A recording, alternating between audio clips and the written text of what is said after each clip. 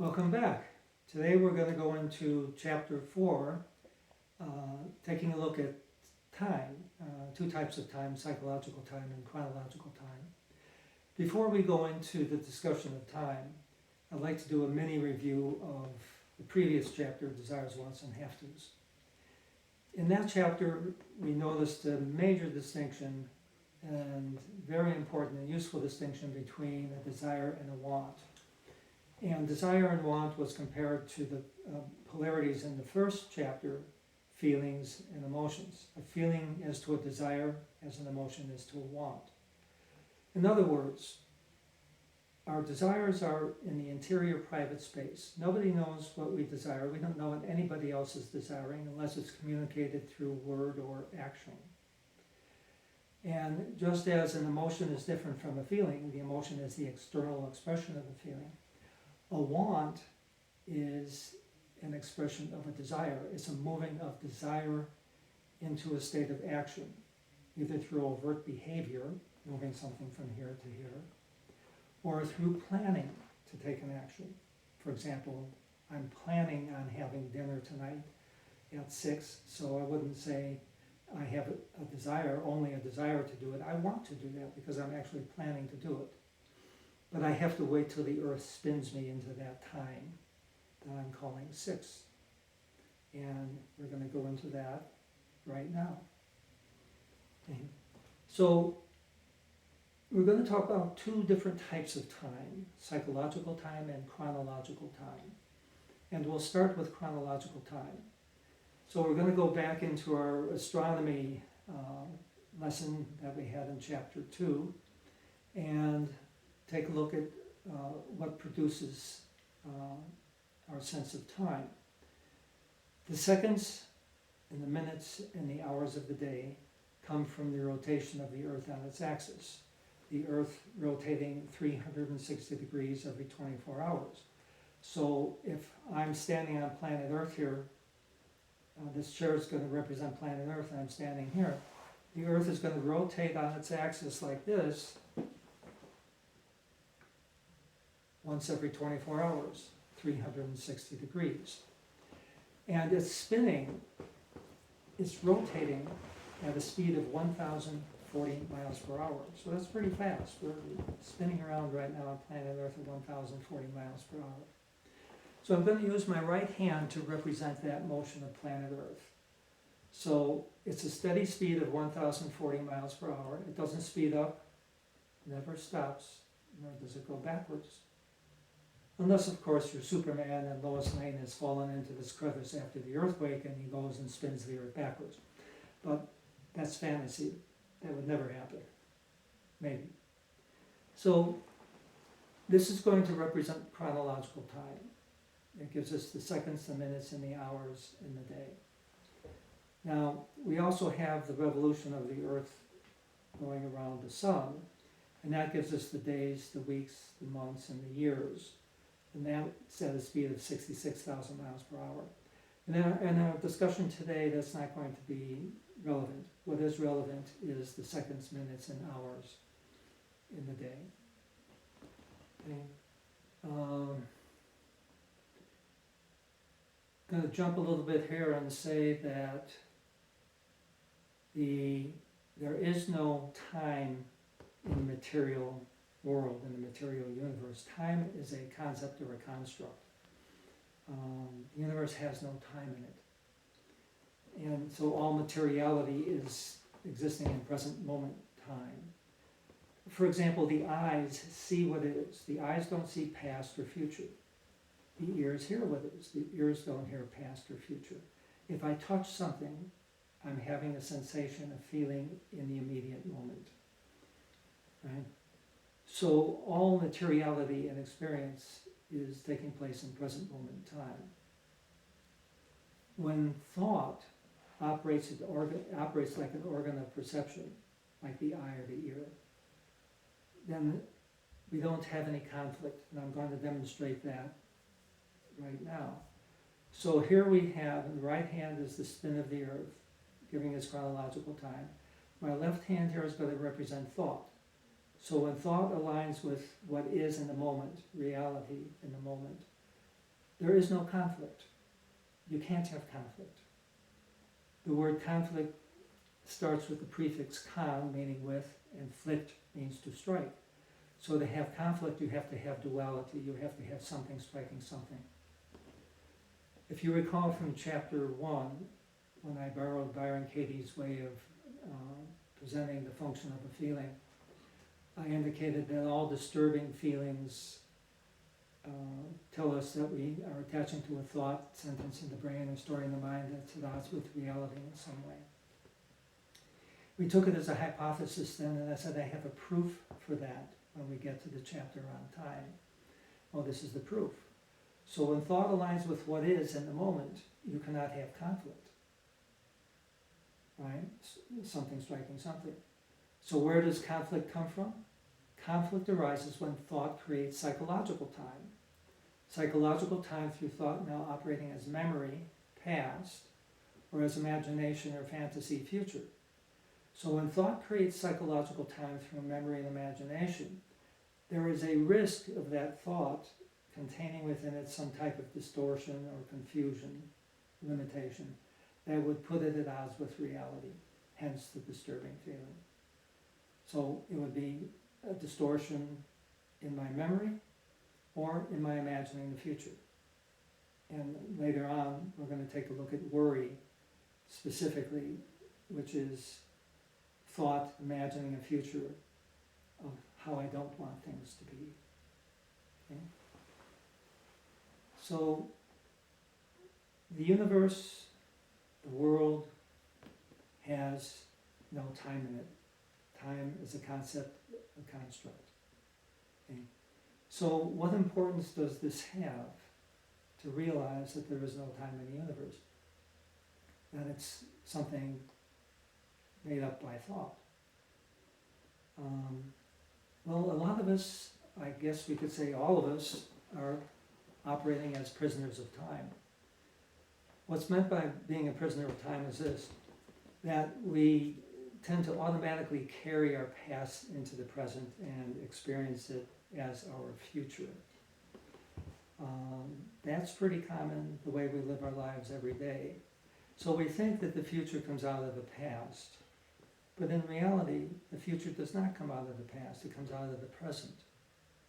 The future arises from what we do now. Okay? You've heard Eckhart Tolle talk about the power of now. Mindfulness all involves living in present moment. Meditation is a state of mind that is focusing on what is in the present moment. And all of these practices, these understandings are there to bring us to a state of inner peace, inner sense of well-being.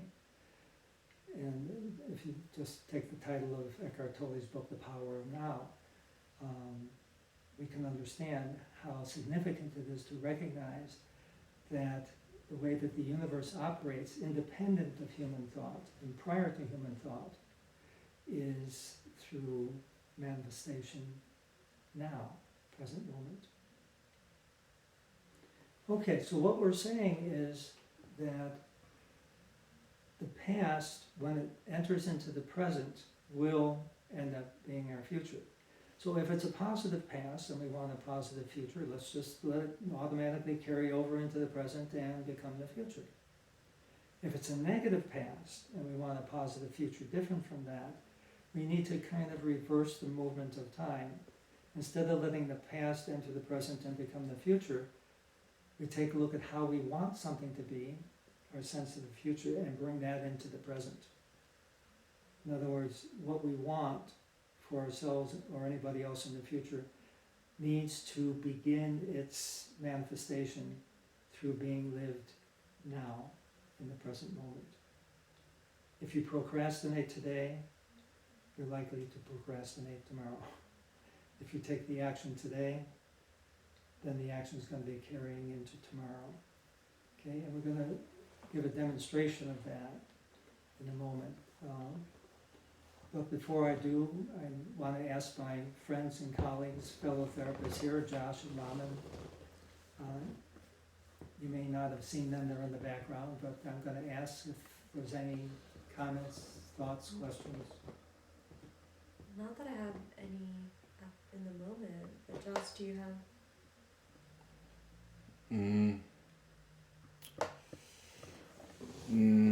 Not at this moment, no. Okay. Yeah, so That was then, very thorough, the explanation. okay, good. So, going forward now with demonstration, that what we do now becomes our future. I'm gonna act as if where the camera is, or where the audience is, the viewers in the background, is where the sun is at midday. I'm here on planet Earth, which is rotating on its axis. And it's rotating at 1,040 miles per hour. It takes 24 hours for the Earth to do a complete rotation. Now, if we break that down, every hour is 15 degrees movement of the Earth. Okay? Every minute is 1/4 of a degree. Every second is 1/240th of a degree. Now, knowing those numbers really isn't relevant. The point is that it's a continual forward movement. Okay? So, right now, the Earth is moving me from 12 o'clock high noon, where the sun is, to 1 o'clock, 15 degrees. And the Earth is moving me now to 2 o'clock, 30 degrees, 3 o'clock, 45, and so on. So if I want to have dinner at 6 o'clock in the evening, I have to wait till the Earth actually spins me 90 degrees in that circle, or 6 hours in the day, before I can actually have dinner at 6 o'clock. If I want to go to bed at midnight, I have to wait until the Earth spins me 180 degrees in the circle. Then I'm at midnight and I can go to bed at midnight. If I want to get up at 6 a.m., I have to wait till it spins at 270 degrees in the circle, or 18 hours, and I can get up. If I want to have lunch with you the next day, 24 hours later, I have to wait till the Earth takes me there.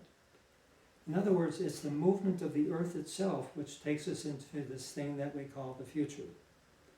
It's actual mechanical, physical activity that takes us there. Okay. Now, if I'm clapping my hands now, and the Earth is spinning, it's spinning me into the future while I'm clapping hands, right? So if I'm clapping hands now, what's my future going to be? It's going to be clapping hands. It can't be anything but that, as long as I'm doing it now, because the Earth is spinning me into the future. So if I want a future free from clapping hands, when do I need to give myself that future? When can I give myself that future? I can only do it now. If I'm not clapping my hands now, I do not have a future of clapping hands. It's very simple logic. But let's say I get bored, so I decide to snap fingers. So as long as I'm snapping my fingers now, and the Earth is spinning me into the future, what's my future going to be? Snapping fingers. I want a future free of snapping fingers. When am I going to give myself that future? The only time is now. So as long as I'm not snapping my fingers now, I do not have a future of snapping fingers. In order to have snapping fingers in the future, I would have to do it in the present. Now, I have a memory of clapping hands. I have a memory of snapping fingers. So which of those two actions are going to be in my future? It's kind of a trick question. Neither one. Unless I do it when? Now. An obvious relevance for this is with any type of addiction or substance abuse. When you think of it a day at a time, it comes from this principle. If I'm not drinking today, I'm not going to be drinking tomorrow or any tomorrow, because I can only take an action in present moment time. So this is going to take us to another question, which in some sense might feel like a trick question. but for those of you who are watching this, I would imagine that you think that you're going to be leaving the location you're in the future. You'll be leaving the room you're in if you're inside watching this in the future, I would imagine that. So I'll ask my colleagues and friends here, Josh and Raman, what their answers were when we first discussed this. And I said, do you think you're going to leave this room in the future? And the answer was, Yeah. yeah, Yes, I mean, that's what I'm planning on leaving of course. within an hour. Yes. Yeah. Yeah, so you're planning on leaving in the future, and planning is mental, and future is mental, so that's perfectly fine that we plan to do things in the future. Mm-hmm. The question though is, will you leave in the future? Mm. And the answer is, Probably not. probably not. Yeah. Right? Okay, so we'll do a little demonstration. We'll say that the future is 15 seconds from now, right? Mm-hmm. So I'm gonna say, I'm gonna leave this room in the future, which is about 10 seconds from now. Mm. And then most everybody would agree, well, if you're gonna leave the room, yeah, I guess you're gonna leave it in the future. And so now, here it is. Is this the future or is this the present? Am I leaving the room in the future? No, I can't. Why can't I? Because there is no future as a material reality. It doesn't exist. So I'm going to leave this room now, and in all sincerity and honesty, I'm not going to come back into this room in the future ever.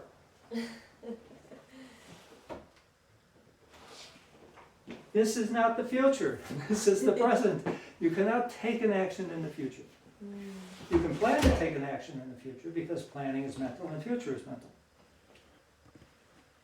Now, so what's the big deal? Well, it is a big deal. Because we automatically think because it was, it is, and will be, which is not true. Because it was, it perhaps can be in the present, and if I have it in the present, it will be my future. If it's a positive past, bring it into the present, let it move into the future. If it's a negative past and I want a positive future, you got to change the direction, as I said before. So the arrow goes past, present, future. From your perspective, it's past, present, future. Okay? But when you want a future different from the past, you need to bring that idea of the future into your present. Boom. And then it moves forward. So many times when I'm working with somebody in the therapy process, I'll hear, gee, you know, that makes a lot of sense. I never saw that before. But I can't do that. And I go, wait a minute. When you say you can't do that, what kind of thinking do we call this? So now we go back to chapter 2, conclusive thinking, a fixed idea of yourself and your situation, which by very definition is at odds with the reality of everything in motion and movement of the universe, or the term we use for that is process thinking.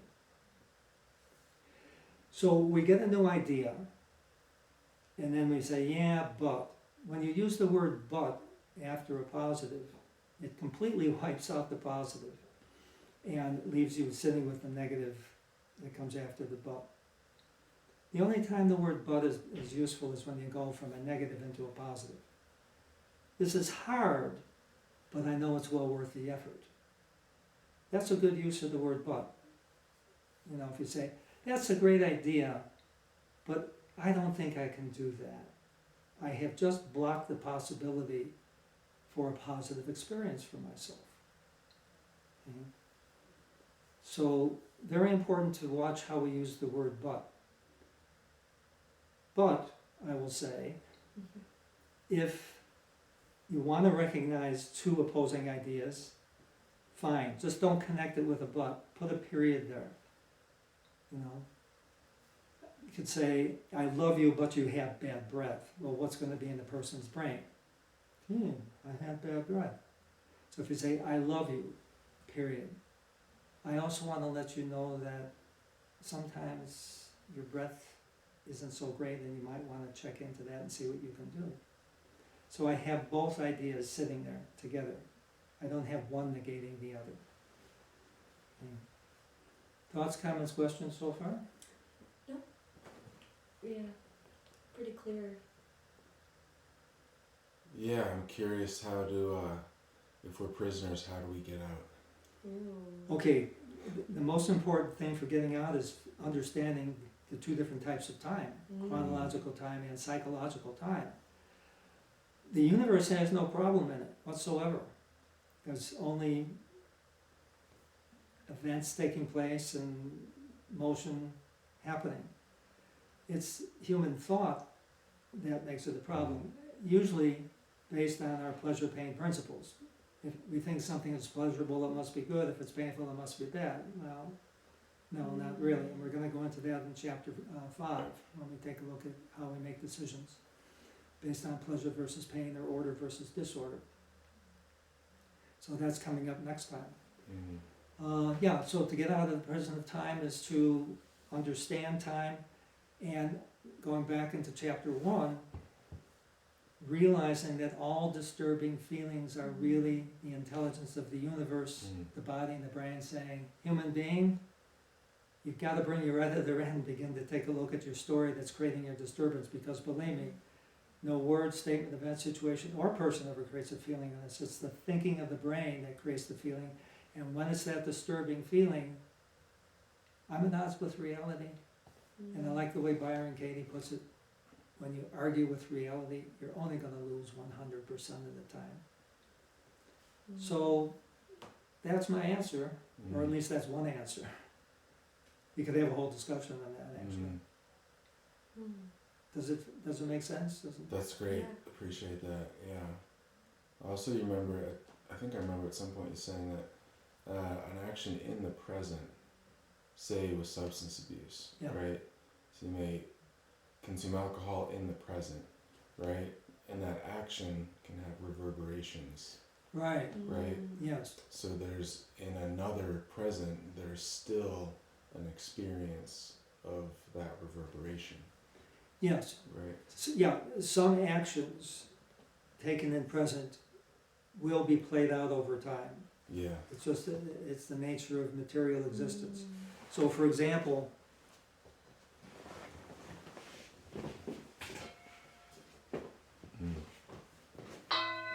I bang this bowl.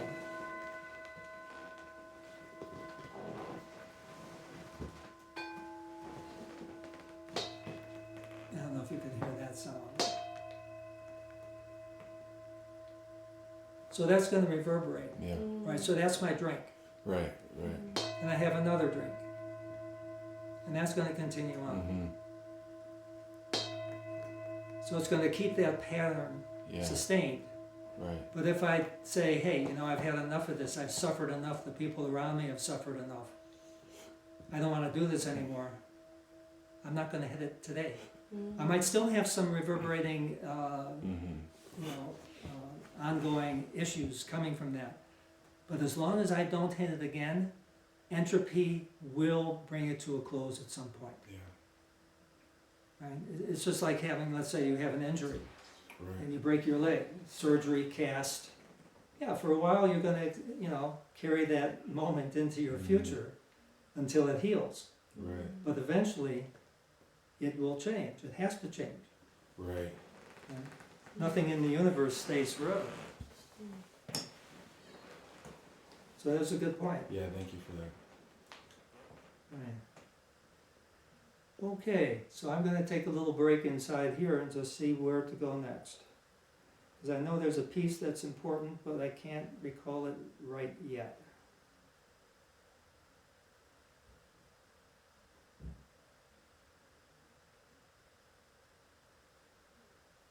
Okay, so I'm going to go into another practical application of understanding time, which is the problem of worry.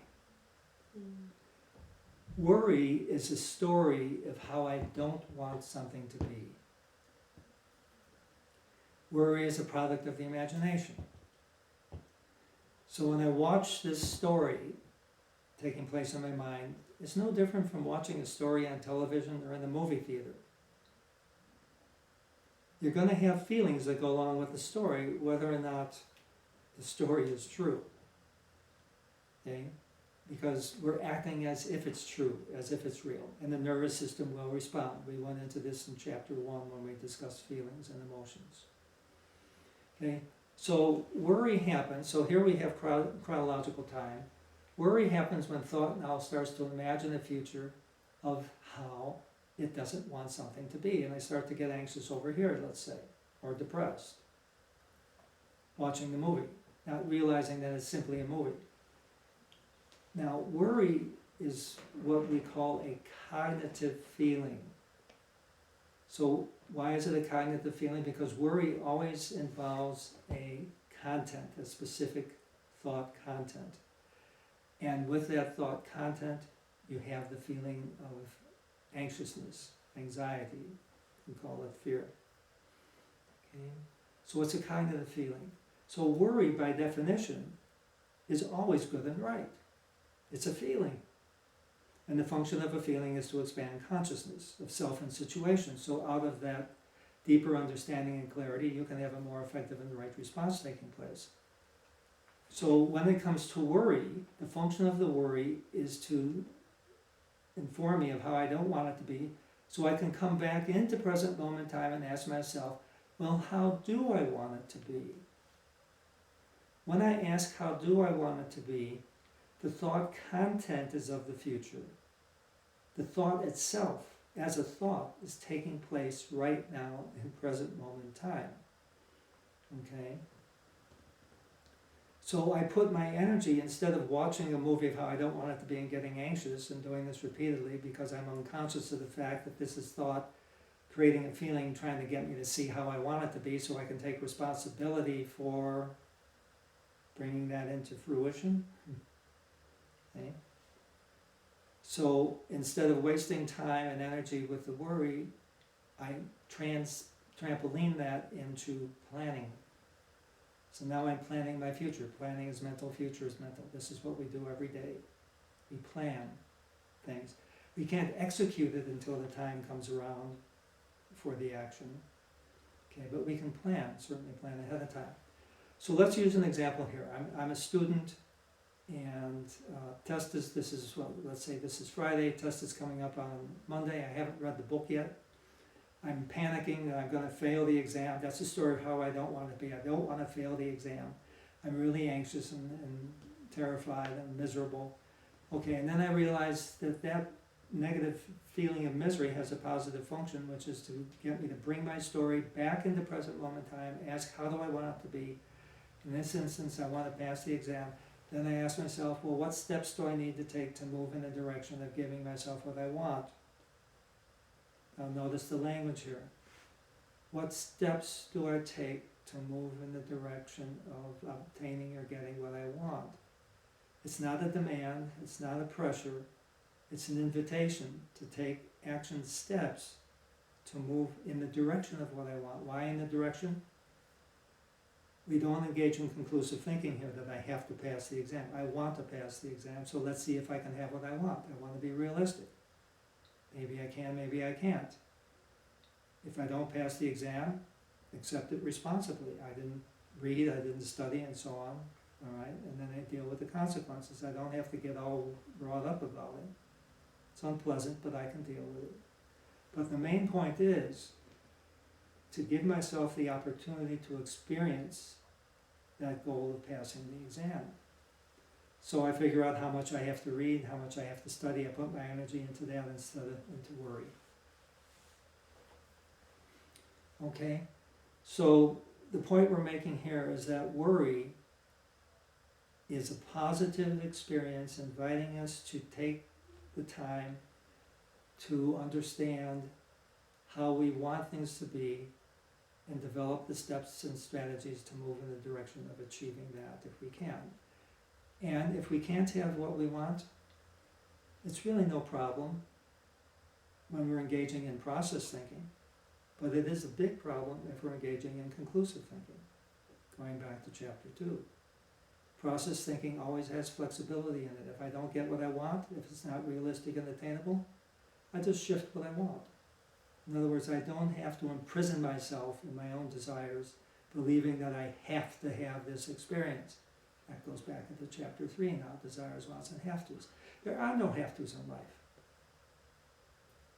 So hopefully we can begin to see here how all of these principles start to interweave.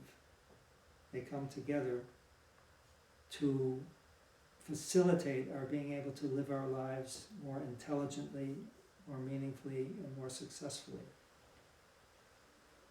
Okay, so I'm going to take a pause here, check with my colleagues and friends, and see if there's any other thoughts and comments. I may have left out a demonstration or two. I can think of one I left out right now. The restaurant? Yes. Yes, thank you. The example of the restaurant, and Josh reminded me about the restaurant here. To spend time in worry is like going into a restaurant and telling the waiter what you don't want, right? Because worry is a story of what I don't want. So I go in there and I look in the restaurant menu and I say, oh, okay, gee, I don't want your chicken Vesuvius. It's too oily and I get sick with that. And your pasta's too dry. I don't want that pasta dish either. And the hamburgers, yeah, they really suck. Well, what's the waiter going to say? I was going to say, well, I see what you don't want, so I'd be very happy to get what you do want. And if we don't have what you want, I'll tell you where to go. So the point here being to go through life thinking about what we don't want as opposed to what we want is like being in that restaurant running through the list of items that we aren't interested in. No, you go in, so it's treat your time on planet Earth here as if you're at a restaurant. How do I want it to be? What do I want? And see if I can develop the steps and strategies to move in the direction of that. Now here's where understanding time comes in again, because we will block ourselves by over-identifying with the past, making our identity out of our past experience. Well, that's like going forward in time, walking backwards. Now I'm going to demonstrate that, and I'm going to see if I can demonstrate that within the frame that we have now. So we'll say that the lamp over in the corner of the room is the future that I want to go into, okay? And so I plan my strategy, and so I'm now walking toward the future. I want to get to the lamp. And then I say, but I've never been able to achieve that. What did I just do? I'm still going into the future because the earth is spinning me there, but now my frame of reference is the past. It's what was. I'm carrying that past into my future, and this past is a negative past. And I hope I don't bang into the plant. I'm trying the lamp. I'm trying to sense it back there. So many of us go into our future with the past as our frame of reference. As I mentioned before, somebody says, well, gee, I never saw it this way before. This is really interesting, but I've never been able to do it. I'm going to demonstrate what just happened. Gee, this is interesting. I never saw it this way before. So now I'm looking into the future, and then I go, but I've never been able to do it. So now I'm still going into my future, but my past is my frame of reference. I am a prisoner of the past this way. So I'm going to invite everybody who's watching this to actually do this. Create enough space in the room and notice what it's like to walk backwards, where what's in your field of vision is everything of the past. I'm not seeing my future. I'm not focusing on my future. I'm still moving into the future, but only with half my brain working. Maybe not even half.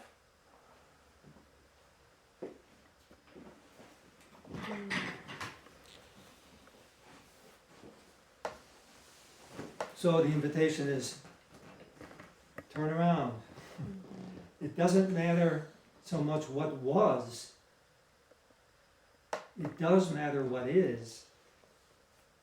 And it can matter how you want it to be.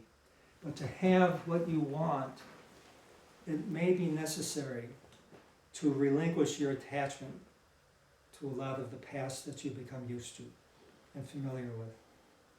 To allow yourself to have a greater flexibility around who you think you are. To open up possibilities for who you want to be and what you can do to move yourself in that direction.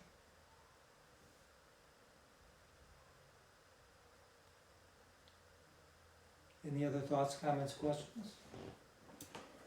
What's interesting is like how our mental structure really impacts our life and what we do achieve in the future. So I love that we went over, the thoughts, feelings, emotions, Right. and all of that, because it's just all kind of, it's coming together of how Right. it impacts your current actions, and your current actions and your mental structure now can really deeply impact what you experience in the future. Right, yes, Yeah. yes. Yeah, because the thoughts create our feelings and give us our experience. So if we're Right. carrying all those thoughts of the past that didn't serve us well, Mm-hmm. we're gonna have a future that isn't gonna be very satisfying or meaningful or happy. Exactly. Right. Right. Yeah, Yeah. so it's important to loosen up that sense of who I think I am and not have this conclusive thinking about myself or others. Mm-hmm. And to leave room for possibilities to manifest, Mm-hmm. to express and to manifest. Mm-hmm. There's another demonstration I'd like to make, that it's thought which gives us the continuity of self, meaning who I think I am, who I believe myself to be. We are actually much more fluid than what our internal image would create. So a very interesting thing here is that nothing in the reality of the universe ever repeats.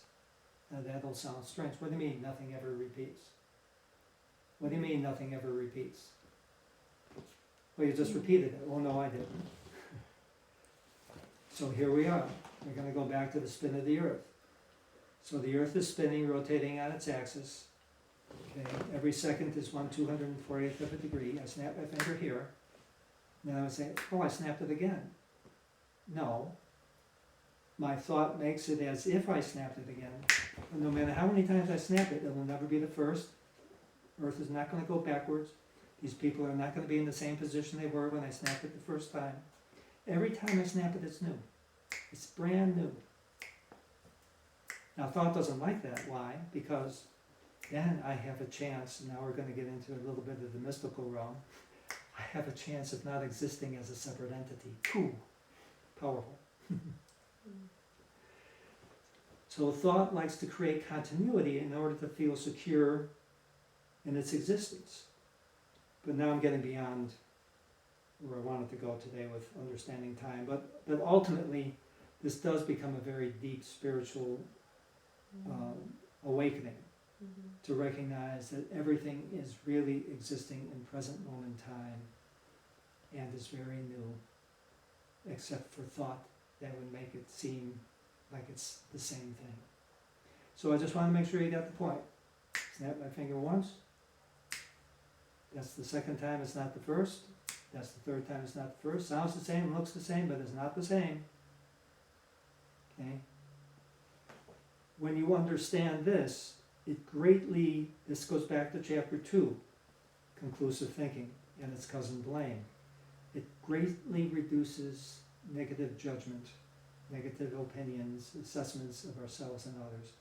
Gives room for understanding rather than judging, and moving things in a more positive direction through process thinking.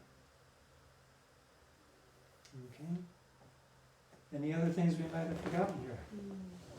I think there's a couple, but Any examples? so be it.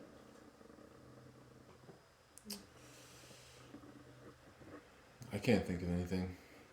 Okay, if we think of something between now and chapter 5, which will be on how we make our decisions, we'll bring it up in the beginning of chapter 4. Right. Thanks for listening. See you next time.